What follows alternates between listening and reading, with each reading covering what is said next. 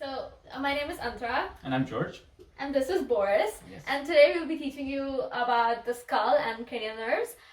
We hope you're all staying in quarantine and being safe. Don't be like us. Yeah? We're not very safe. Yeah. Okay, so George will start off with the skull base. Right. So I'll start off with Boris. My friend here, he's really open-minded. That's back. Okay, so when you're talking about the skull base in an exam or in your dissections, it's good to start talking about the three fossae which I'm going to mention now and go from anterior to posterior. Okay, so you definitely need to mention the bones that make up the skull base. We can see the ethmoidal, the frontal, sphenoid, temporal, and occipital bones. And we can see the three fossae inside: the anterior cranial fossa, the middle cranial fossa, and the very creatively named posterior cranial fossa. So when you're talking about this during the exam, it's a good idea to go from anterior to posterior, just so it can make sense for you and the examiner. Okay, so we won't talk about all the foramina and all the landmarks you need to know today, because we'll be here all day. But there's going to be a script uploaded which you can check out, and it's got everything you need to know. Alright, so let's start with the anterior cranial fossa. Here we can see the cribriform plate. It's part of the ethmoid bone, and the olfactory nerve fibers pass through that. It's CN1. A bit more posterior, you can see the optic canal. Obviously, the optic nerve passes through there, CN2, as well as the ophthalmic artery. The optic nerve then forms a chiasm just above the sella turcica right here. Alright, we can also see the superior orbital fissure here. There's a lot of contents in that, so it's a good idea to start from lateral to medial when you're talking about it. First, we've got the superior ophthalmic vein. We've also got the lacrimal nerve, the frontal nerve. After that, the trochlear nerve, abducent, oculomotor, and nasociliary nerves. Now, you can remember that the lacrimal nerve is the most lateral because your lacrimal gland is at the lateral part of your eyelid. So that's why when you're studying, all the tears start forming on the lateral side. Now moving on to the middle cranial fossa, there's a lot of foramina here that you need to mention, starting with the foramen rotundum. Now, it's hard to see here on Boris because he doesn't actually have a hole for it, but I marked it here with a pencil. That's the foramen rotundum. Through that, the maxillary nerve passes. It's one of the branches of the trigeminal nerve. And a bit posterior and lateral to it, there's the foramen ovale. That's where the third branch of the trigeminal nerve passes, and that's the mandibular nerve. Here, a bit more lateral to it, and again more posterior, is a very small foramen called the foramen spinosum. Through that, the middle meningeal artery passes, and you can identify this artery on the outside especially because the auriculotemporal nerve wraps around it. So that's a very important thing to remember, so you can identify that. They will ask you that in dissections. Yeah. Also, an easy way to remember rotundum, ovale, and spinosum is by the word ROS. So ROS is the order that it goes in. Yeah, exactly. So a bit more medial to that, we can see the carotid canal. Obviously, the internal carotid artery passes through that, as well as its sympathetic plexus. Remember, if there's a nerve plexus around an artery, it's sympathetic. And also there's a venous plexus for the carotid artery in there. There's also two small hiatuses that you can notice. Here, again on Boris, they're too small for them to actually have holes. They're the hiatus for the greater and lesser petrosal nerves that you need to know, and there's a few grooves there that they pass through. Now we're in the posterior cranial fossa. We can see the internal acoustic meatus. Through the internal acoustic meatus, the facial nerve and the vestibulocochlear nerve pass, as well as the labyrinthine artery and vein. So a bit more posterior to that, we've got the jugular foramen. Through that pass three cranial nerves, you should definitely know this: the glossopharyngeal nerve, the vagus nerve, and the accessory nerve.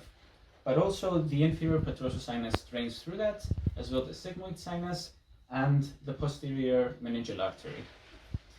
Alright, so this huge foramen right here, which is where it gets its name from, is called the foramen magnum. It's really hard to miss, so you shouldn't miss it. Now, the medulla oblongata passes through there, as well as the vertebral arteries, the anterior spinal artery, and the two posterior spinal arteries, as well as the spinal veins. There's also a cranial nerve that passes through there that you should know about. It's the spinal part of the accessory nerve. So the spinal part comes up, and then it wraps back around through the jugular foramen. on the side of the foramen magnum, you can see the hypoglossal canal. That's where the hypoglossal nerve passes through, as well as the venous plexus for the hypoglossal canal. So once again, if you know these foramina, you'll be good for dissections. I suggest you learn how to draw. There's an easy picture in either Grimm's textbook or on the internet. Learn how to draw the skull base because it's super important. It's one of your final questions, so definitely know how to draw that. So I'll be talking about the cranial nerves. There are 12 cranial nerves, and they from cranial nerve 3 to 12 arise from the brainstem. Brainstem, which is comprised of the midbrain, pons, and the medulla. There are cranial nerve nuclei in the medulla, the pontine medullary junction, and the midbrain. Cranial nerves 1 and 2 do not arise from the brainstem. They are special. So cranial nerve 1, which is the olfactory nerve, comes straight from the olfactory part of the cortex, has olfactory tracts which turn into olfactory bulbs, and then there are sensory nerve fibers which pass through the cribriform plate, as George mentioned earlier. So then you have the optic nerve, which moves from the retina back, and it forms a chiasm in the sala turcica, and then it moves back through optic tracts and goes to the visual cortex. This is just a basic overview. The more detailed version you can find in Instant Anatomy or in on the internet. You will find the more detailed version of the optic tract, which is very important. It's one of your final questions also. Each cranial nerve is described as sensory or motor or both. These are called the modalities of a cranial nerve.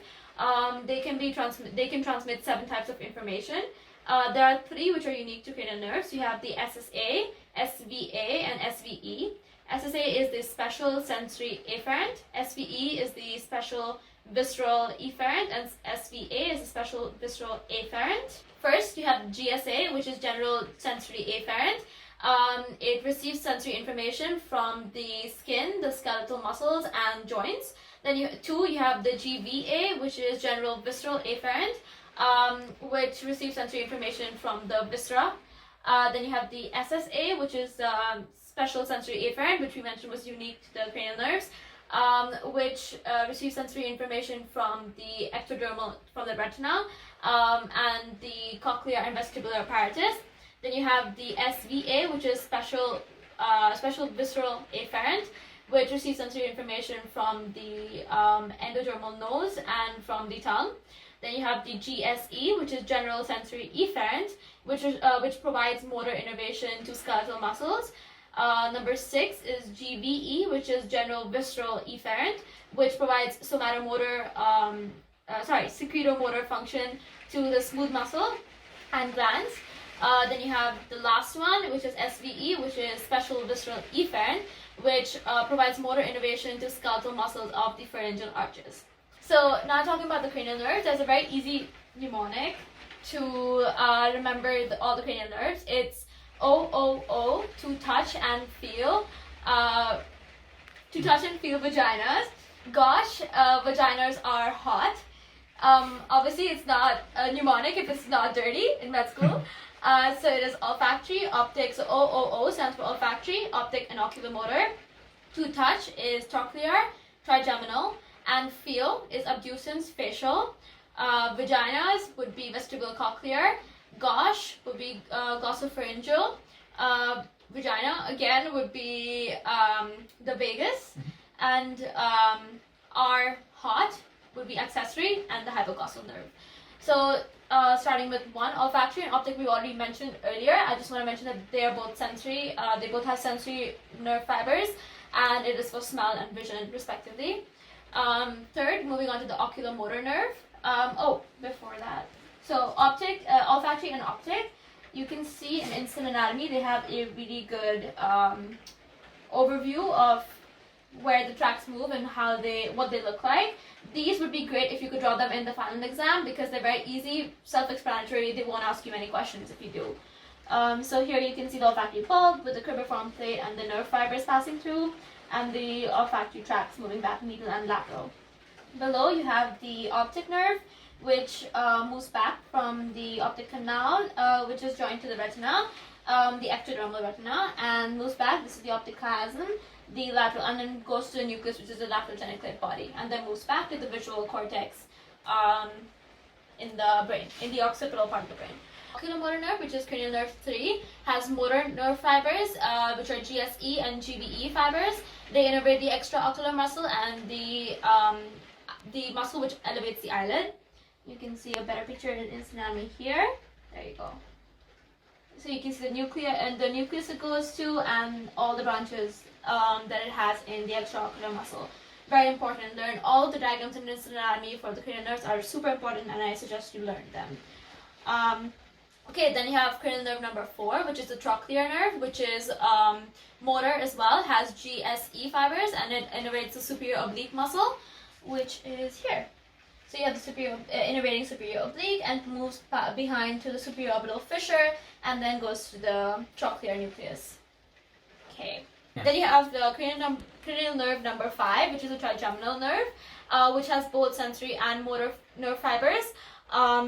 It is divided into 3 parts. You have V1, which is the ophthalmic part of the trigeminal nerve. This gives face sensation. So you have those are GSA fibers.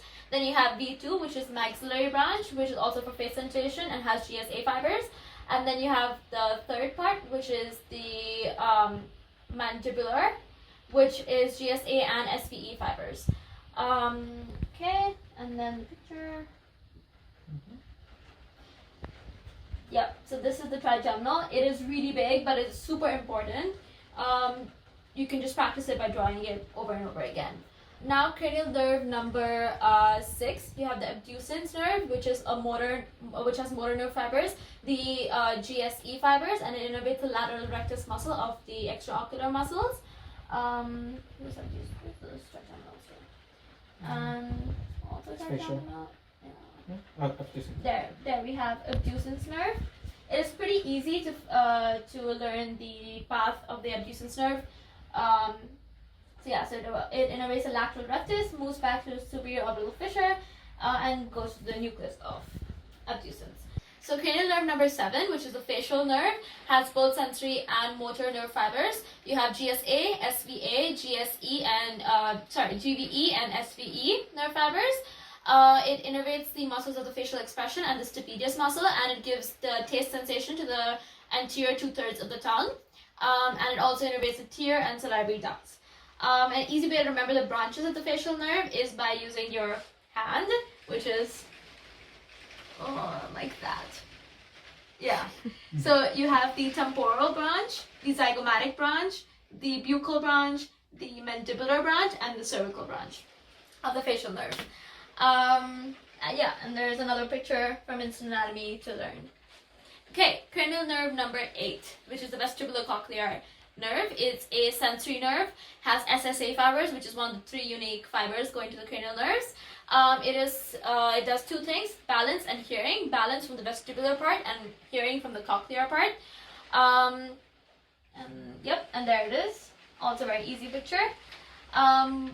Moving to the glossopharyngeal nerve, which is cranial nerve number 9, which has both sensory and motor nerve fibers. So it has GSA, SVA, GVE, and SVE fibers. It innervates the taste sensations for the posterior 1/3 of the tongue. It innervates the stylopharyngeus muscle, and it gives sensation to the pharynx. And there's the picture. Okay.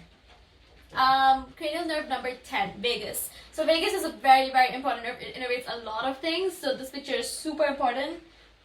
You should remember it for sure. It has both sensory and motor nerve fibers. So it has GSA, SVA, GVA, GVE, and SVE fibers. It gives parasympathetic innervation to the viscera above the splenic flexure, which is basically a line, imaginary line from the splenic flexure down, and innervates the laryngeal muscles and the palatoglossus muscle. And that's the picture for that. Okay, and then you have cranial nerve number 11, which is the accessory nerve, which has motor fibers, so GSE fibers. It gives motor control to 2 muscles, the sternocleidomastoid muscle and the trapezius muscle. And there it is. Okay. Then cranial nerve number 12, which is the hypoglossal nerve, has motor fibers, and these are the GSE fibers, and it innervates the intrinsic muscles of the tongue, except the palatal-glossus, which is innervated by the vagus nerve. Yeah. Okay. So now that we're done with cranial nerves, we will talk very briefly about cranial nerve nuclei. On this side you have the motor nuclei, and on this side you have the sensory nuclei. Each of them are labeled, and this picture will be in the PDF that will be uploaded. And yeah, we don't want to go too much into detail because we don't want to overload you with information, but it is pretty easy to learn on its own. And yeah. So it explains them very well in themes and what routes like the nerves take from them, so study that. Yeah, and in instant anatomy you also have like they mention some of the nuclei, which is important to learn. So in case they haven't mentioned anywhere, you can write it down on your own because it's super important. Okay, so that's all for skull base and cranial nerves. Thank you for watching. We enjoyed teaching you, including Boris. Yeah, especially him. Yeah, and you can, if you have any questions, you can contact us on Facebook, Yeah, Messenger. He'll put our names on the screen. Okay, thank you. Thank you, and stay safe. Stay safe and stay home. And SVE fibers. It gives parasympathetic innervation to the viscera above the splenic flexure, which is basically like diagonal to the body. The other way around. Splenic. Yes, that's what I did. No, like this. Not like that. Like this? Like from up here to down here. Oh, okay, to here. So, Yeah, it's like this. Okay, I will go again. It gives parasympathetic innervation to the viscera from the splenic flexure, which is basically a line which passes like this. So above that, it gives parasympathetic innervation. This side. What? What's this? The other side. What do you mean? Like spleen is this way, right? Yeah. So splenic flexure is here, and it goes down. Okay. A bit more posteriorly. Now we're in the posterior. Posterior. GBE. No, sorry. I'm gonna start again. It just says GSA, and SVE. I'm so Where? annoyed. Look. GSA. Just say GSA and SVE because- fibers. And then we'll go, what? Okay. I want something to do with my hands. Oh no. And it innervates the stylophryngous muscle. Alive? No, it doesn't. Attention. You should look at the script, which is Wait, pause. My finger just moved in front of it.